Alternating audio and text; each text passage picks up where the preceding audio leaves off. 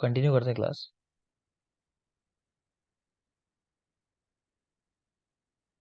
कल जो लास्ट बात हुई थी हमारी वो ये हुई थी कि जेट ने कहा कि वाजीकरण जो है वो सिर्फ पुरुषों के लिए है, स्त्री नपुंसकों के लिए इसका प्रयोग नहीं किया जाता है ना, स्त्री नपुंसकों के लिए। संदिग्ध द्रव्य देखे द्रव्य गुण के कि सोमवार को रासु पाषाण मूव करता है तो सोम रासना पाषाण भेद और मूर्वा। रस शास्त्र के कि चपल ककु का सिंदूर गिर गया, चपल कंकुश और गिरी सिंदूर। राज निघंटु की अगर हम बात करें, राज निघंटु में आद्य पुष्पाय 3 चंदन केसर ही वेद। ठीक है, अगर भूल जाओ तो ऐसा कर लो कि चंदन के ही बेर है, मतलब ये बेर जो है चंदन के ही है, तो चंदन के ही मतलब केसर, केसर ही बेर मतलब ही बेर, ऐसा। आद्य पुष्प। पंचचूर्ण में हमने याद किया था कि शूरवीर के कंधों पर आंवलों की माला। यूज कहाँ करते हैं यकृत विकारों में? अर्श में। अर्श के साथ ये क्वेश्चन डिस्कस किया, ठीक है, जिसमें था कि पेशेंट को है अर्श की समस्या और लिवर डिसऑर्डर है, लिवर सिरोसिस की मेनली हमने बात की थी, और साथ में उसको इसोफेजियल वेरिसेस मिल रहे हैं। ठीक है, आगे देखिए भाई। अमरकोश काय के 12 पर्याय, ये भी आपने देख लिया। क्लेवर गात्र वपु सनन वर्ष विग्रह तनु तनु काय देह शरीर मूर्ति। भेषज के पर्याय 9 पर्याय हैं, आपको बिल्कुल श्लोक याद होना चाहिए। चिकित्सतम व्याधिहरम पथ्यम साधनम ओषधम प्रायश्चितम प्रशमनम प्रकृति स्थापनम हितम। व्याधि के पर्याय चरक निदान एक में दिए गए हैं कुछ। व्याधि आमय गद आतंक यक्ष्मा ज्वर विकार रोग। और साथ में देखा कि वाग्भट ने 3 पर्याय एक्स्ट्रा दिए, पापमा दुख और आबाद। आबाद का मतलब है वो कंडीशन जो बाधा उत्पन्न कर दे, तो ये 3 पर्याय वाग्भट के एक्स्ट्रा हैं। इतनी कल बात हो गई थी। याद रखना, आज सवाल नहीं करूंगा लेकिन कल से सवाल करूंगा मैं, जो पीछे पढ़ा है, यानी पिछले 2 लेक्चर में जो हो जाएगा, कल जो हो और आज जो होगा। ठीक है, तो अब ये आपकी जिम्मेदारी है कि याद करके चलना। कोई एक्सक्यूज नहीं कि हम नए हैं हम पुराने हैं, क्योंकि जहां से आप आए हो वहां से आपने पढ़ा है। ठीक है, तो कल से सवाल मैं शुरू कर दूंगा पूछने आके, देखोगे आगे भी। भेषज 2 प्रकार की होती है। अगर आप बुक फॉलो करना चाहते हो, ठीक, जो नए लोग हैं खासकर उनके लिए बोल रहा हूँ, तो ये बुक की ही चीजें अभी आ गई हैं यहाँ से जो हम पढ़ रहे हैं। ठीक है, तो बाकी आपको बुक की जरूरत नहीं है, यहाँ जो लिखा है वो सफिशियंट है। किसी बुक की कोई जरूरत नहीं है, जहां मुझे लगेगा कुछ ऐड कराना है मैं बिल्कुल वहां करा दूंगा। ठीक है, तो आपको जरूरत नहीं है। श्लोक नंबर 4 है वैसे आपकी बुक्स के अंदर, कि भेषज कितने प्रकार की होती है। तो भेषज 2 प्रकार की। स्वस्थस्य ओजस्करम आर्तस्य रोगनोत, मतलब कुछ ऐसी हैं जो स्वस्थ व्यक्ति के ओज को बढ़ाने वाली हैं, ये कह लो कि जो स्वस्थ है उसको स्वस्थ बनाए रखेंगे। कुछ है आर्तस्य रोगनोत, कि जो आतुर है बीमार है उसके रोग को दूर करने वाली। करेक्ट, तो 2 जो हमारे प्रयोजन थे आयुर्वेद के, स्वस्थ से स्वास्थ्य रक्षण मातृ से विकार प्रशमन उपचार, दोनों प्रयोजन पूरा करने वाली तो मेडिसिन 2 तरह की होती है। इसी तरह अभेषज, वो भी 2 तरह की है, मतलब वो चीजें जो नुकसान पहुंचाएंगे। एक है बाधन और एक है सानुबाधन। बुक्स में आपकी श्लोक नंबर 5 है। तो बाधन का मतलब है वो चीजें जो तुरंत ही कर, ठीक है, तुरंत कष्ट देने वाली, जैसे विष। ठीक है, कि विष लिया और तुरंत ही नुकसान हो जाएगा, तुरंत लेके भागते हैं लोग कि किसने जहर खा लिया। और दूसरी होती है सानुबाधन, तो उनमें कुछ समय के बाद कष्ट होता है। तो उदाहरण दिया जैसे दूषी विष। ठीक है, तो दूषी विष वैसे विष होते हैं जो शरीर में पड़े हुए हैं और धीरे धीरे मान लो खिलाए जा रहे हैं, या फिर शरीर में पड़ा है, एक टाइम आने पे वो प्रकोपित हो जाए, तो वो होते हैं सानुबाधन दूषी विष। क्लियर? तो बाधन में विष और सानुबाधन के उदाहरण में दूषी विष। चक्रपाणि ने सानुबाधन के उदाहरण में दीर्घकाल अस्थायी कुष्ठ का उदाहरण दिया, यानी लंबे समय जब किसी को कुष्ठ रहता है तो आपको कॉम्प्लिकेशन मिलते हैं, जैसे आप देखोगे उसमें उंगलियां कट के गिरने लगती हैं, है ना, तो वो कॉम्प्लिकेशन। या लेटरल मेडरोसिस एक कंडीशन होती है कि आईब्रो जो है वो लेटरल साइड से उड़ना शुरू हो जाती है। ठीक है, तो उसको बोलते हैं मेडरोसिस, लेटरल मेडरोसिस। तो उस तरह के कॉम्प्लिकेशंस मिलते हैं। तो चक्रपाणि सानुबाधन के उदाहरण में दीर्घ कालावस्थाई कोष का उदाहरण दिया, ये भी याद रखोगे। रसायन, रसायन की परिभाषा क्या है? तो चरक के अनुसार लिखा हुआ है रसायन क्या होता है, तो श्लोक नंबर 7 और 8 है आपकी बुक्स में, बल्कि उससे पहले इसको श्लोक नंबर 5 और 6 है, ये वाला जो है। तो कहना है स्वस्थस्य ऊर्जस्करम यत्तु तद वृक्षम तद रसायनम प्राय प्रायण रोगाणाम द्वितीय प्रश्न मतम प्राय शब्दों विशेषार्थो ही उभयम उभयार्थक। इस श्लोक का बड़ा इंपॉर्टेंस है, ध्यान से समझना। बात बहुत सिंपल कही है लेकिन सवाल जब आता है तो वो कंफ्यूज कर देता है, तो ध्यान से देखोगे। तो कह रहे हैं स्वस्थस्य ऊर्जस्करम यत्तु तद वृक्षम तद रसायनम, कि जो औषधियां व्यक्ति में ऊर्जा को बढ़ाने वाली होती हैं, ठीक है, ओजस्करम। तो वो ही वृक्ष होती हैं, वो ही रसायन होती हैं। तो कहने का मतलब है दोनों ही एक काम कर रहे हैं, चाहे वाजीकरण द्रव्य हो चाहे रसायन द्रव्य हो, दोनों के दोनों ओज को बढ़ा रहे हैं, ऊर्जा को बढ़ा रहे हैं, समझ लो। प्रायण रोगाणाम द्वितीय प्रश्न में मतम, कह रहे हैं इनमें भी प्राय, प्राय यानी जनरली, जो सेकंड वाले हैं, सेकंड वाले कौन, यहाँ रसायन लिखे हुए हैं सेकंड नंबर पे, ठीक है, पहले वृक्ष लिखा हुआ है फिर रसायन लिखा हुआ है। तो कह रहे हैं दूसरे नंबर वाली जो है ना, वो रोगों को दूर करने में अधिक उत्तम है, पहले वाले के मुकाबले, वृक्ष के मुकाबले। कह रहे हैं प्राय शब्दों विशेषार्थो ही उभयम उभयार्थकृत, कि प्राय शब्द से ये समझना चाहिए कि जनरली दोनों चीजें दोनों काम करने वाली होती हैं, कि रसायन द्रव्य भी वाजीकरण का काम करेंगे। बात समझ रहे हो, कोई बीमार है व्यक्ति मान लो, ठीक है, तो आपने उसको रसायन औषधियां दी, तो वो रसायन का काम तो करेंगी करेंगी, लेकिन जाहिर सी बात है व्यक्ति जब स्वस्थ होगा तो भी, तो ही वाजीकरण का काम भी होगा, है ना, शरीर स्वस्थ रहेगा तो ही आ, कह लो कि शुक्र धातु उत्तम रहेगी, ऐसा समझ सकते हो। और दूसरा वृश्य द्रव्य तो सीधा शुक्र धातु को उत्तम करेंगे। और दूसरी बात है कि शुक्र धातु उत्तम है, उसका मतलब ये होता है कि नीचे वाली सारी धातुएं भी अपने रूप में है जितना उनको होना चाहिए। तो मेरी बात समझ में आ रही है कि वृक्ष और रसायन दोनों दोनों काम करते हैं, ठीक, लेकिन रोग को दूर करने की बात की जाए तो वो स्पेशली रसायन करते हैं। तो ये श्लोक रख के एग्जाम में आ चुका है, ये लाइन रख के, प्राय प्रायण रोगाणाम द्वितीय प्रश्न में मतलब, कि ये लाइन है, इसमें द्वितीय से क्या समझते हो, कि द्वितीय शब्द जो आया है ये किसके लिए आया है, तो रसायन के लिए आया है। किसी को डाउट है इसमें? नहीं। आगे देखिए, योग रत्नाकर और भाव प्रकाश, उनके भी श्लोक लिखे हुए हैं, मैं नहीं कह रहा कि याद करना या ज्यादा समझना है, बस देख लो एक बार। कह रहे हैं यह जरा व्याधि विध्वंसी वै स्तंभकम तथा चक्षुष्यम भ्रंगणम वृश्यम भेजम तद रसायनम, ये योग रत्नाकर का श्लोक है। भाव प्रकाश के श्लोक में वै स्तंभ करम तथा, ये जो वै स्तंभकम तथा लिखा हुआ है ना, तो वै स्तंभ करम तथा ऐसा वर्ड आया है। तो नहीं आपको रटना है, बस देख लो। रसायन का एक काम होता है बेटा, कि आयु को रोक देने का, आपकी वय जो है ना उसको रोक देने का। तो रसायन का सेवन इसीलिए कहा गया है कि ओल्ड एज में नहीं किया जाता, ठीक है, रसायन का सेवन ओल्ड एज में नहीं करते, युवा अवस्था में करते हैं, मध्यम अवस्था में करते हैं। मतलब मान लो कि आप 16-17 साल से लेके कुछ 60 साल तक मान लो मैक्सिमम, कि 60 के बाद तो बुढ़ापा हमारे यहाँ कंसिडर किया गया है। तो उस टाइम में सेवन करना है, क्यों? क्योंकि रसायन आपकी जो कंडीशन है आज, आपको उस कंडीशन में बनाए रखने का काम करते हैं, ठीक है। तो ना तो आप ये चाहोगे कि आप बच्चे हो 10-12-15 साल के, कि डेवलप नहीं हुए, कि वैसे रहो हमेशा, ना ही आप ये चाहोगे 70-80 साल के होकर रसायन सेवन करके कि मैं हमेशा ऐसा बूढ़ा रहूं, दांत ना रहे, मेरे बाल ना रहे, लेकिन मैं जिंदा रहता रहूं हमेशा, है ना। तो याद रखोगे इस बात को भी। तो आपकी आयु को रोकने का काम करता है। अब है रसायन के गुण, तो श्लोक नंबर 7 और 8 है। यहाँ श्लोक में सवाल ऐसे भी आ चुके हैं, जैसे ये लाइन खासकर अगर देखोगे, थर्ड वाली एक लाइन है, वाक सिद्धि प्रणीति कांति लभति ना रसायना लाभोपाय नाम रसायनम रसायनम। नहीं, यहाँ से पूछा था सेकंड लाइन से, प्रभा वर्ण स्वर उदार है, देह इंद्रिय बलम परम, तो श्लोक की लाइन लिख दी थी और कोई एक वर्ड फिल करवाया था, शायद स्वर फिल करवाया था, स्वर, कि आपकी आवाज भी अच्छी हो जाती है रसायन के सेवन से। तो मेरी सलाह है कि आप रसायन का श्लोक पूरा ही याद कर लेना कि रसायन के क्या गुण होते हैं, क्योंकि एक क्वेश्चन आया हुआ है इस तरह करके। तो देखते हैं श्लोक क्या कह रहा है। तो दीर्घम आयु स्मृति मेधा आरोग्यम तरुणम वया, प्रभा वर्ण स्वर उदार्य, देह इंद्रिय बलम परम, वाक सिद्धि प्रणीति कांति लभते न रसायनात् लाभोपायो नाम रसादिना रसायनम। तो लास्ट में जो ये परिभाषा है रसायन की, कि उत्तम रस आदि धातुओं को प्राप्त करने का जो उपाय है उसे रसायन कहते हैं।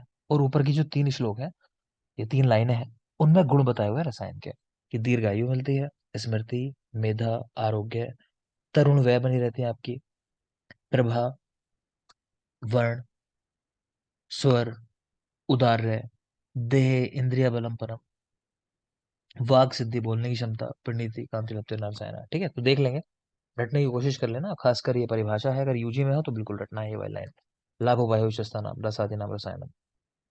आगे देखिए, शारंगधर की परिभाषा लिखिए रसायन की, रसायनम च तज ज्ञेयम, यह जरा व्याधि नाशनम, के रसायन उनको कहते हैं जो जरा और व्याधि को नष्ट करें, जरा यानी ओल्ड एज और व्याधि यानी डिजीज, तो वो रसायन है जो जरा को और व्याधि को नष्ट करे। नेक्स्ट आता है बेटा वाजीकरण। तो वाजीकरण में जिन लोगों ने शारीर पढ़ा है, उनको पता होगा एक मेन इंपॉर्टेंस जो वाजीकरण का है ना, वो कहा गया है कि जिस व्यक्ति की संतान नहीं है, तो उसको ऐसा समझना चाहिए कि वो ऐसे वृक्ष के समान है जिसकी शाखाएं नहीं है, और जिस वृक्ष में शाखाएं नहीं होती ना, वो छाया नहीं देता। ठीक है, या फिर बिना फल वाला वृक्ष कहा गया है ऐसे व्यक्तियों को। और जिस व्यक्ति की संतानें हैं, ठीक है, उसके लिए कह लो, तो शब्द एक आया है, मतलब वहां तो खैर आत्मा के लिए आया है कि आत्मा कितनी होती है, क्या आत्मा की संख्या कितनी है रोहित? शारीर, आत्मा कितनी है? असंख्य। असंख्य। शब्द क्या है सुश्रुत में? कोई और? अपरिमित। वृह वस्तु। बह वस्तु है ना, बह वस्तु करके, हाँ बेटा, तो बह वस्तु का मतलब है असंख्य। तो जिसकी संतानें हैं ना, तो उसको भी ऐसे माना गया कि उसी की आत्माएं हैं वो, मतलब तो उसी कंसिडरेशन में लिया गया है। तो देख लोगे थोड़ा सा क्या कह रहे हैं, तो वाजीकरण के लिए, तो अपत्य संतान कर्म, कि जिनकी संतान नहीं है उन्हें संतान देने वाले हैं वाजीकरण द्रव्य। प्रभूत शाखा शाखी, येन चैत्य यथा महान, कि जिस तरह गांव में वो एक पेड़ होता है ना, पुराने जमाने की मूवीज देखोगे, दिखाते थे गांव में एक बड़ा सा पेड़ है, पूरे गांव के लोग दोपहर में वहां इकट्ठा हो जाते हैं, कोई गेम खेल रहा है, कोई बात कर रहा है, कि ऐसा जो बड़ा पेड़ होता है जो सबको छाया देता है, कि ऐसे लोग उस वृक्ष के समान है। प्रभुत शाखा शाखी येन चैत्य यथा महान। भवत्य बहुमत, मतलब उसकी बहुत सी संतानें होती हैं, प्रजा नाम सुबह प्रजा, संतान मूलम यह प्रत्यय, किसको संतान का मूल कहा गया। तो मेन बात तो यह है कि एक तो प्रभु शाखा वाले वृक्ष के साथ कंपेयर किया गया, दूसरा कि संतान का मूल कहा गया है वाजीकरण को, और यही याद रखना है कि संतान का मूल स्त्री को भी कहा गया है, ये भी याद रखोगे। तो संतान के मूल दो कहे गए, एक वाजीकरण और दूसरा स्त्री को कहा गया, दोनों बातें याद रखोगे। और कुछ बड़ी उपमाएं हैं, जिस व्यक्ति की संतानें नहीं है, तो ऐसी ऐसी चीजें कही गई है कि सूखा हुआ तालाब है वो, बिना पानी वाला तालाब, वृक्ष, ऐसा वृक्ष है जिसकी शाखाएं नहीं है, और तृणपुली, मतलब खेत में जो पुतला खड़ा कर देते हैं पक्षियों को भगाने के लिए, कि उसके जैसा है कि प्राण नहीं है उसके अंदर। और कह दिया गया कि दीवार पे बना हुआ ऐसा दिए का चित्र है जिससे रोशनी नहीं होती है, सिर्फ फोटो बना हुआ है, दिया बना है ना। तो इस तरह की बातें कही गई हैं, तो याद रखना उन पे भी सवाल आया हुआ है, दीप चित्र करके, दिए का चित्र बना हुआ है सिर्फ। आगे देखिए, तो रसायन और वाजीकरण में एक सवाल पूछा जाता है कि इन दोनों में से किसको श्रेष्ठ कहना चाहिए। तो श्रेष्ठ है बेटा रसायन। क्यों श्रेष्ठ है, तो यहाँ बता रखा है कि रसायन से सत्व गुण की वृद्धि होती है, और वाजीकरण से रज गुण की वृद्धि होती है। ठीक है, तो ये तीन हमारे मानसिक गुण कह लो आप, या दोष कह लो, सत्व रज और तम। तो इनमें सत्व जो होता है ना, वो सबसे अच्छी कंडीशन मानी जाती है, सत्व। क्लियर है? तो याद रखोगे। रसायन के योग्य कौन है, तो सुश्रुत वाग्भट ने कहा पूर्व वयसी, मध्य व, तो अर्ली एज में पूर्व है मतलब अर्ली एज, और मध्य व कि मध्य की एज जो है, तो मध्य एज 60 साल तक मानी गई है लगभग। तो कह रहे हैं वहां तक लोगों को सेवन कर लेना चाहिए, उसके बाद और पहले जैसे मैंने कहा ना है। वर्ड याद रखोगे, पूर्व और मध्य में। और वो भी कैसे खाना है, शरीर शुद्धि के बाद, सीधे नहीं रसायन ले लेंगे, पहले शरीर की शुद्धि कराएंगे। अब यहाँ क्यों शुद्धि करानी है, तो उसके लिए एक कंपेयर करने के लिए श्लोक दिया हुआ है। कह रहे हैं ना भांति वासी क्लिष्टे रंगियों की वाहिता। इस श्लोक का मतलब है कि जिस तरह वासी, ये वर्ड याद रखना, वासा मतलब कपड़ों के लिए आया है, कि जिस तरह क्लिष्ट यानी गंदे कपड़ों के ऊपर रंग नहीं चढ़ता, कि आप सोचोगे उस पर नया रंग चढ़ा दो, तो नहीं चढ़ेगा, पहले पुराना रंग हटाना पड़ता है। ठीक है, तो उसी तरीके से शरीर में जो पहले से चीजें हैं उनको हटाना पड़ेगा, तब रसायन का असर बॉडी के ऊपर आएगा। क्लियर? नेक्स्ट है रसायन के अयोग्य कितने लोग हैं, तो 7 लोग ऐसे कहे गए जिनको रसायन का सेवन नहीं करना चाहिए। सुश्रुत की बात है, आपको याद नहीं करना किसने कहा, बस 7 लोग रसायन के अयोग्य हैं। कौन हो सकते हैं, देख के समझ में आ रहा होगा, कि अनात्मवान, आलसी, दरिद्र, प्रमादी, व्यसनी, पापी और भेषज का अपमान करने वाले। भेषज अपमानी, तो अनात्मवान, आलसी, दरिद्र, प्रमादी, व्यसनी, पापी और भेषज अपमानी। नेक्स्ट चलोगे, रसायन कुटी, हम लोगों ने बात की थी, दिव्या, यस दिव्या, सर। रसायन कितने यस प्रकार का सर। है? सर 2 टाइप का है, एक कुटी प्रावेशिक और एक वातापिक। वातातपिक है ना, तो श्रेष्ठ विधि कौन सी है? सर वातापिक श्रेष्ठ बताया है, कुटी प्रावेशिक वैसे प्रधान है पर वो यूज कौन करता है आजकल। नहीं नहीं, ऐसे एक्सप्लेन नहीं करना अपने आप, ठीक है, चीजों को गड़बड़ मत करो। पर कुटी प्रवेशिक सर प्रधान है। हाँ, ऐसा ही बोलना है हमेशा। ठीक है, ऐसा नहीं कि वो ठीक है। यूज हो। देखो, आप जो बोल रहे हो वो एक प्रैक्टिकल बात है कि कोई अगर वाइवा में पूछे या कहीं कि हाँ नहीं वो तो कौन यूज करेगा, ठीक है, वो सब बात है, ये नॉलेज है, हाँ लेकिन जी। आंसर वही देना है। ये देखो, शास्त्र है ना, हम पढ़ेंगे आगे चल के ठीक है शास्त्र सर। सहित तर्क, कि तर्क कैसे करना है हाँ शास्त्र जी। के साथ, अपनी बुद्धि से नहीं। तो बस शास्त्र में लिखा ठीक है है वो सर। प्रधान है, वो प्रधान है, बात खत्म। क्लियर? हाँ जी। ठीक है बेटा, आगे देखिए। तो रसायन कुटी बनानी पड़ती है, वो रसायन का सेवन करने के लिए। तो कुटी जो बना रहे हैं तो उसके लिए बता रहे हैं कि किस दिशा में बनाओगे, तो कह रहे हैं पूर्व या उत्तर दिशा।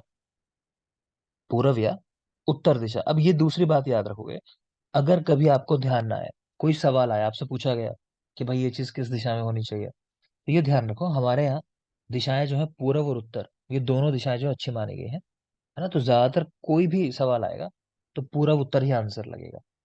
एक आध जगह अपवाद है, वहां हम बात करेंगे कि हाँ भाई ये अपवाद है, अदरवाइज यही आंसर लगाना होता है हर जगह, ठीक। वाग्भट की बात करें तो उन्होंने उत्तर दिशा लिखा है, ठीक है, उदीची दिशा भी कहते हैं उत्तर को। अगर आपको नहीं पता तो लिख सकते हो पूर्व पश्चिम उत्तर दक्षिण, ईस्ट वेस्ट नॉर्थ साउथ। इनको क्रमशः हम क्या कहते हैं? प्राची, प्रतीची, उदीची, अवाची। प्राची, प्रतीची, उदीची और अवाची। प्राची शायद एमओ में हो गई है अभी पीछे, ना, यूपीएमओ में हो गई है प्राची भी। तो खैर, प्राची, प्रतीची, उदीची और अवाची, तो ये चार दिशाएं हैं, पूर्व पश्चिम उत्तर दक्षिण, ठीक। किसी का ना लिखा जाए, नए लोग हो, पुराने भी हो, नहीं पता, तो रोक के दोबारा कह दिया करो कि सर दोबारा बता दो, नहीं लिख पाए, है ना। मैं थोड़ा कई बार स्पीड में बोल जाता हूँ, मान लो, अगर नहीं लिखा है तो पूछ लिया करो। तो प्राची, प्रतीची, उदीची, अवाची, आगे देखिए। त्रिगर्भा, तीन चैम्बर होने चाहिए। तो इसमें ना एक बात है, हमारे यहाँ ऐसा कहा जाता है कि डायरेक्ट एयर नहीं आनी चाहिए। तो ये चैम्बर जो बनाए जाते हैं, इसका पर्पज मेन यही होता है कि एयर डायरेक्ट अंदर ना आए, या कोई भी चीज आ रही है बाहर से सीधे अंदर ना आ जाए। तो तीन चैम्बर है, ठीक है। सूक्ष्म लोचनाभ, लोचन यानी विंडो समझ लो आप, झरोखा समझ लो, कि जहां से एयर आ सके, धूप आ सके, उस तरह की चीज। तो बहुत सूक्ष्म लोचन है, मेनली तो एयर के लिए है कि ठीक है, ऐसा ना हो कि अंदर ऑक्सीजन खत्म हो गई। शब्द आदि नाम अशस्ताभ्याम, ऐसी चीजें नहीं जानी चाहिए अंदर, शब्द आदि जो प्रशस्त नहीं है, मतलब अच्छी चीजें नहीं है, मतलब कोई गाली गलौज या कुछ ऐसी बातें। और स्त्री विवर्जितम, स्त्रियों का प्रवेश वर्जित होता है इसके अंदर। तो ये रसायन कुटी है, पूर्व उत्तर दिशा में बनानी है, तीन गर्भ यानी तीन चैम्बर वाली है, सूक्ष्म लोचन है इसके अंदर, और शब्द आदि नाम आशस्ता नाम प्लस स्त्री, ये दोनों वर्जित है। वाग्भट ने सिर्फ उत्तर दिशा की बात की, उदीची। कुटी प्रवेश विधि कब एंटर करते हैं, तो कह रहे हैं उत्तरायण में शुक्ल पक्ष में एंटर करते हैं, कोई खास बात नहीं, आगे आगे चलिए। नेक्स्ट आती है बेटा संशोधन औषधि। हमने बात की संशोधन कराना चाहिए, तो संशोधन कराने के लिए श्लोक नंबर 25, 26, 27, 28 आपकी बुक्स के अंदर, तो वहां पे ना एक योग लिखा हुआ है, कई सारे द्रव्य हैं उसके अंदर, ठीक। पहले द्रव्य का नाम है हरित की, क्योंकि अभी तक आपने कोई योग का नाम नहीं पढ़ा होगा, क्योंकि चिकित्सा स्टार्ट हुआ है, अभी तो योग आए ही नहीं है। तो देखो, चरक और सुश्रुत, आप देखोगे दोनों में, अगर मैं बात करूं चिकित्सा स्थान में कौन ज्यादा फेमस है, तो सब जानते होंगे कि चरक की बात होती है चिकित्सा में ज्यादा जब भी होती है, ठीक है। लेकिन जब पढ़ने जाओगे ना प्रैक्टिकली, खासकर जिन लोगों ने मॉडर्न पढ़ा होगा, तो वो देखेंगे कि सुश्रुत की बातें ज्यादा क्लोज लगेंगी आपको मॉडर्न के, लगेगा बिल्कुल वैसी बातें लिखी हैं लगभग, है ना, चीजें काफी अच्छे से लिखी हैं। लेकिन उन्होंने एक गलती की है, क्या गलती की है? कि योग के नाम नहीं लिखे, ठीक है। जैसे चरक के तो बहुत कम आपको मिलेंगे कि एक द्रव्य का नाम है और हम खुद ही नाम दे देंगे उस योग को, जैसे यहाँ बहुत सारे कंटेंट है। पहला कंटेंट है हरित की, आगे और लिखे हैं कि सैंधव है, आंवला है, गुड़, वचा, विडंग, रजनी, पिपली, विषु भेषज। तो हमने क्या किया, अपने आप नाम दे दिया इसको, हरित तक आदि चूर्ण। तो चरक में बहुत कम योग हैं जिनको हम खुद से नाम देंगे, चरक ने खुद ही नामकरण कर दिया है, जैसे सितोपलादी चूर्ण हो गया, ठीक है, तालिशादी चूर्ण है, वो चरक ने ही नाम दिए हैं। लेकिन सुश्रुत ने क्या गलती की कि उन्होंने नाम नहीं दिए, उन्होंने सिर्फ लिख दिया कि भाई ये 15-20 द्रव्य हैं, इनका प्रयोग करना चाहिए इस बीमारी के अंदर, ऐसा। तो वो फेमस नहीं हुए उनके योग जो है। मेरी बात समझ में आ रही है? तो चरक ने सब योग के नाम दिए हैं ज्यादातर, और सुश्रुत ने नहीं दिए हैं, इसीलिए सुश्रुत चिकित्सा में इतने फेमस नहीं हुए, ठीक है। अब बाकी देख लो यहाँ। तो हरित की है, इसके अंदर द्रव्यों में बात करें तो सैंधव लवण है, आंवला है, गुड़, वचा, विडंग, रजनी, रजनी क्या होता है? हरिद्रा, पिपली, और विश्व भेषज, विश्व भेषज पर्याय है शुंठी का, ये जरूरी है, आपको याद होना चाहिए विश्व भेषज शुंठी को कहते हैं। ठीक है, तो इस योग का नाम हमने खुद दे दिया, हरितक चूर्ण। अब इसके ऊपर भी सवाल आ चुका है। सवाल ये आ चुका है कि ये क्या कराता है, वमन कराता है या विरेचन कराता है। तो ये योग दोनों काम कराता है, देखो कैसे काम कराता है दोनों। हरित की देख पा रहे हो, विरेचन कराएगी। ठीक है, और यहाँ वचा देख पा रहे हो, वचा ना वमन कराती है। ठीक है, तो किसी किसी को इससे वमन भी हो जाता है, जैसे कफ बढ़ा हुआ दिखे तो, और अगर कफ नहीं बढ़ा हुआ दिखे तो विरेचन हो जाएगा। तो इस तरह की चीज है, तो बड़ा अच्छा सा योग बन जाता है।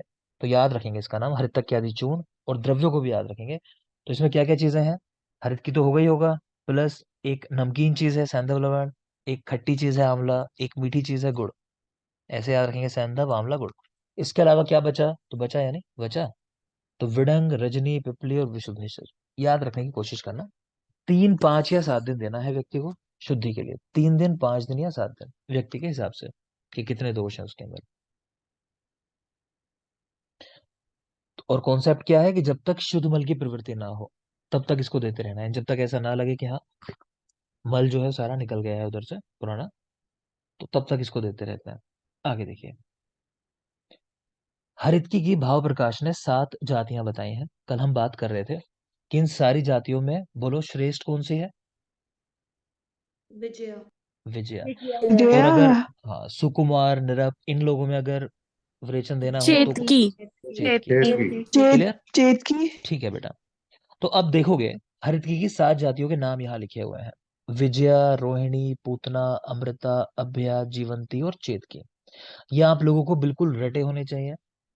ठीक है, क्रम को चलो मैं नहीं कह रहा, क्रम करना चाहे मत करना, लेकिन नाम तो बिल्कुल रटे होने चाहिए। विजया, रोहिणी, चैव, पूतना, चामृता, चाभया, जीवंती, चेतकी, चायती, अभ्याया, सप्त जातया, ये करके श्लोक है एक। तो आपको 7 नाम याद होने चाहिए। सामने देख पा रहे हैं उनका स्वरूप, कि देखने में कैसे होती है, आइडेंटिफाई कैसे करोगे। तो विजया के लिए कह रहे हैं अलाबु वृत्ता। अलाबु होती है आपकी, जो लोगी होती है ना, तो उसकी शेप जैसा राउंड, मतलब तो पूरी तरह सर्कल नहीं कह सकते उसको, थोड़ा सा शेप उसकी सर्कल नहीं होती, हल्की सी बदली होती है। तो अलाबु वृत्ता। रोहिणी, वो देखने में कैसी है, वृत्ता, वो बिल्कुल सर्कल है, राउंड है, वृत्त। पूतना, अस्थिमति सूक्ष्म, मतलब है उसमें कि उसमें बीज ज्यादा पार्ट है, बीज वाला पार्ट जो है, ये मतलब है कहने का। तो अस्थिमति। अमृता, वो मांसला, तो उसमें मज्जा वाला पार्ट ज्यादा है। दिव्या, मज्जा में कौन सा रस होता है रक्की की। सर मधुर। मधुर, करेक्ट है। ठीक है ना, तो अमृता जो है वो मांसल है, उसमें मज्जा वाला पार्ट ज्यादा है। अभ्या में 5 रेखाएं होती हैं खिंची हुई, अभ्या पंच रेखा से युक्त है। जीवंती स्वर्ण वर्णी, स्वर्ण के वर्ण जैसी है, गोल्डन कलर की। और चेतकी में 3 रेखाएं होती हैं, चेतकी त्रिरेखा युक्त है। ठीक। कर्म की बात कर लेते हैं। तो विजया सबसे बेस्ट वैरायटी जो है वो सर्वरोगहर है। रोहिणी व्रण रोपण में उत्तम है। पूतना, वो लेप के काम में आती है, प्रलेपन में। अमृता शोधन कराती है, मतलब विरेचन मेनली। अभया नेत्र रोगहर है। जीवंती अगेन सर्व रोगहर है, विजय की तरह। और चेत की चूर्ण के रूप में इस्तेमाल करते हैं, कह रहे हैं। इनका प्राप्ति स्थान, तो विजया जो है वो कह रहे हैं विंध्या पर्वत पे मिलती है। रोहिणी प्रत्येक स्थान पे। पूतना सिंधु देश में। अमृता और अभ्या दोनों आ वाली, तो दोनों चा वाले नाम है, चंपा देश। जीवंती सौराष्ट्र में, और चेत की हिमालय पे। तो याद कैसे करेंगे, देखो पहले तो 7 वैरायटी के नाम याद कर लेना, विजय, रोहिणी, पूतना, अमृता, अभया, जीवंती, चेत की, चायती। तो ये 7 जातियां आपको याद होनी चाहिए। विजय और रोहिणी पास पास लिखी हैं, तो विजय कैसी है, अलाभुवृत्ता। तो ऐसा कर सकते हो कि विजय किसी का नाम होगा, वो क्या लेने गया बाहर से, लोकी लेने गया होगा, तो अलाभुवृत्ता, अगर भूल जाओ तो। ठीक है, घर में लड़कों को ही ज्यादातर काम मिलते हैं, बाहर से लानी होती है चीजें। तो रोहिणी वो व्रत है, उसके पास ही है। पूतना, तो अस्थिमति। ठीक है, तो पूतना जो राक्षस है, आपने कहानी सुनी होगी, कृष्ण भगवान को मारना है थी, तो उसको देखोगे भी तो ऐसे दिखाते हैं ज्यादातर कि अपने असली रूप में जब आती है तो वो हड्डी हड्डियां दिखती हैं उसकी, बड़ी भयंकर सी होती है। तो मैं तो वैसे ही याद रखता हूँ कि पूतना जो है वो अस्थियों वाली है। तो पूतना अस्थिमति सूक्ष्म। अमृता मांसला, जो लोग नॉनवेज खाने वाले हैं अगेन, तो वो मांस को अमृत के जैसा मानते हैं। यही है बस दुनिया में, और कुछ नहीं है। तो अमृता मांसला। अभ्या पे 5 रेखा है, जीवंती स्वर्णवर्णी है, और चेत की त्रिरेखा युक्त है। तो ऐसा कर लो कि किसी को स्वर्ण दोगे तो मतलब एक तरीके से जीवन दे दिया भाई, गोल्ड क्या है आज की डेट में सबसे महंगा है। है ना। आज भी मैं देख रहा था रेट बढ़े हैं आज भी गोल्ड के, तो अपने लगभग पीक पे है। तो किसी को स्वर्ण दिया तो उन्हें जीवन दे दिया एक तरीके से। ठीक है। अभ्या 5 रेखा युक्त है और चेत की 3 रेखा युक्त है। ठीक है। चेतना गेम में कहते हैं कोई बेईमानी करता है तो, चीटिंग करता है तो, कहते हैं ना ये तो चीटिंग कर रहा है। गाँव देहात में चेतना कहते हैं कि ये तो चेत रहा है गेम, बेईमानी कर रहा है। तो इसलिए बेईमानी कर रहा है कि 3 ही रेखाएं हैं इसके पास बेचारे के। अभ्या के पास 5 रेखाएं हैं। है ना। तो आप कंफ्यूज अगर हो जाओ कि ज्यादा रेखा किसमें कम किसमें है, तो ये बातें शायद वहां काम करती हैं, एग्जाम में ध्यान आ जाता है आंसर। तो याद रखना। ठीक। 3 रेखा वाली चेत की, 5 रेखा वाली अभ्या। अब आ जाते हैं कर्म के ऊपर। तो हमने कहा सबसे अच्छी है विजया, तो जाहिर सी बात है सारे रोगों को हर लेगी, विजया सर्वरोग है। ठीक है। नीचे आपने जीवंती देखी, अगेन मैंने कहा कि अगर गोल्ड है आपके पास, है ना, स्वर्ण वाला है जीवंती, तो क्या नहीं कर सकते आप, बाहर चले जाओगे आउट ऑफ इंडिया ट्रीटमेंट कराने, है ना, कहीं भी चले जाओगे एम्स कहीं भी, तो सभी रोगों को हर सकते हो अगेन। तो विजया और जीवंती सर्व रोग हर है, ऐसा याद रखना है। रोहिणी, रोहिणी, और यहां देखोगे रोपण, तो राइमिंग हो रही है, रोहिणी रोपण एक जैसे हैं पढ़ने में, तो याद रखोगे। पूतना, पूतना और प्रलेप। ठीक है। कई बार प्रलेप की जगह सिर्फ लेप भी लिख के देगा, तो लेप में भी पा तो आता ही है, अगर लेप भी लिखेगा तो निकल जाता है। तो पूतना लेप में यूज होती है, प्रलेप में। अमृता शोधन कराती है, इसको याद रख लोगे, अमृता शोधन। ठीक है। अभ्या नेत्रोघर, अभ्या नेत्रोघर, नेत्रदान अभयदान जीवनदान अभयदान, इस तरह की बातें चलती हैं काफी। तो ये भी आपने शायद कभी सुना हो, काफी टाइम पहले बहुत फेमस था ये स्लोगन जो था, नेत्रदान अभयदान करके भी। तो अभ्या नेत्रोघर, जीवंती की बात हो गई सर्वरोघर। चेत की, तो नाम ही है चा से चेत की, चा से चूर्ण, ऐसा कर लो, तो चेत की चूर्णार्थ। नेक्स्ट आता है प्राप्ति स्थान। तो विजया, तो विंध्य प्रदेश में, तो इजी है, विजया विंध्या रिलेट कर लेंगे। रोहिणी प्रत्येक स्थान, तो जो रोता है वो प्रत्येक स्थान पे रोता ही रहता है।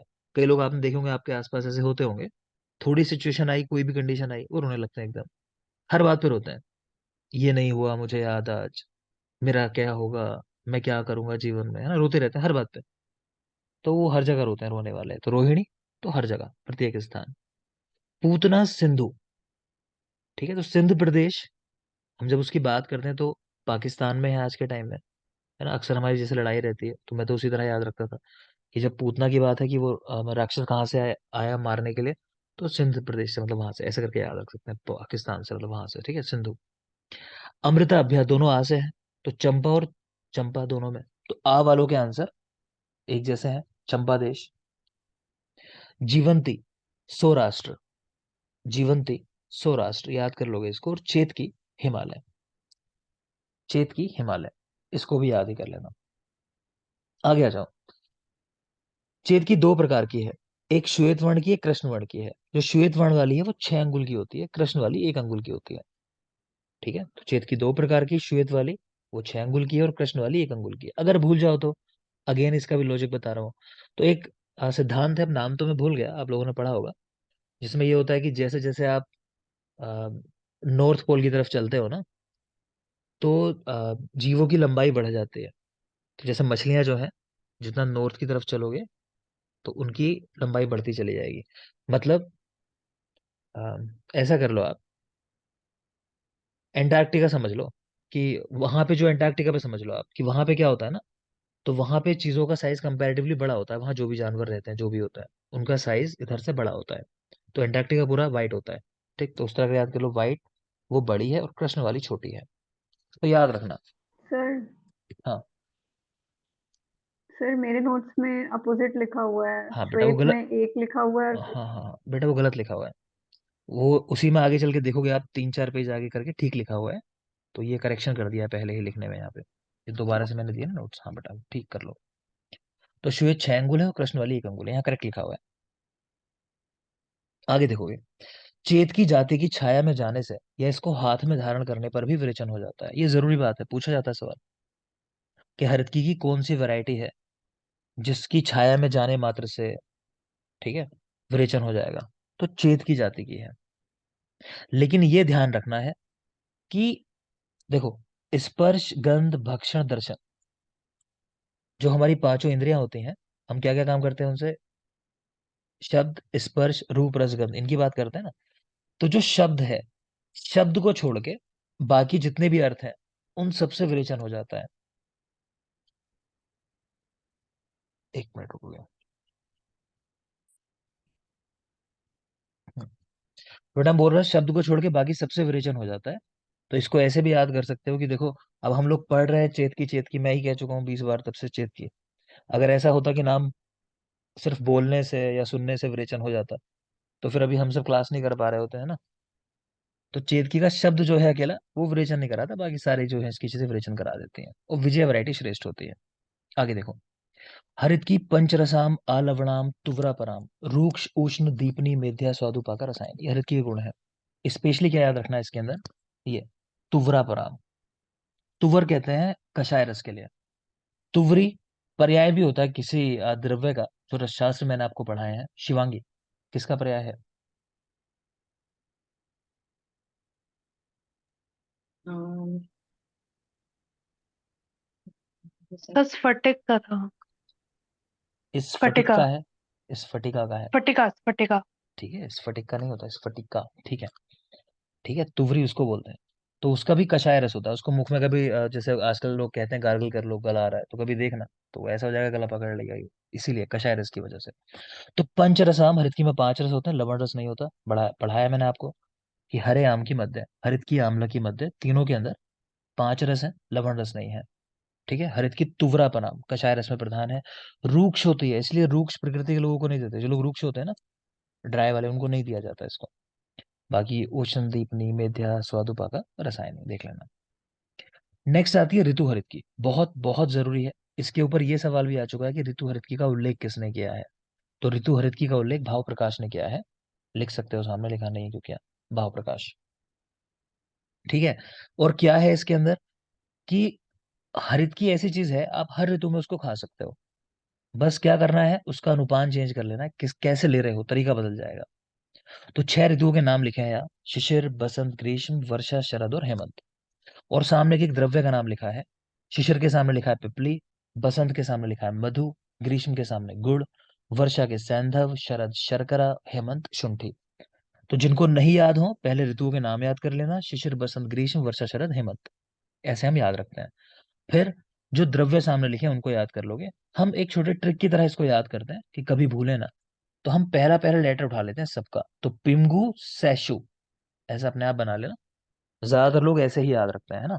तो हम भी वही फॉलो करेंगे, पिंगू सैशु। तो पिपली, मधु, गुड़, सैशु मतलब सैंधव, शर्करा और शुंठी। ठीक है। तो इतना रखते हैं, एक ब्रेक लेते हैं 10 मिनट का। वापस आओगे, आपका काम क्या है 10 मिनट में वो समझ लो। कि जो पढ़ाता हूँ बेटा, उस 10 मिनट में आपको रिवाइज करना होता है, खाली नहीं बैठना है। आप नहीं खाली होगे, 1.5 घंटे क्लास में आराम नहीं चाहिए होता है ना। स्कूल में भी पढ़ते हो, जैसे मैंने तो पढ़ाया भी है। तो मैंने देखा है, पौन घंटा वहाँ क्लास होती है आपकी। ठीक है, तो पौन घंटे की तो क्लास ही होती है, टीचर घूमता रहे, टहलता रहता है आराम से। तो यहाँ कितना टोटल 1.5 घंटा ही पढ़ते हो आप, और तैयारी क्या कर रहे हो, पीजी के लिए तैयारी कर रहे हो। तो इतना तो एफर्ट डालना पड़ेगा कि 1.5 घंटे लगातार पढ़े, है ना। स्कूल में जब पौन घंटा पढ़ सकते हो लगातार। ठीक है। और विवेक कॉलेज के बच्चे तो 1 1.5 घंटा ही पढ़े हैं, मैंने खुद पढ़ाया है। ठीक है, तो बिल्कुल पढ़ सकते हैं। 10 मिनट। Thank you.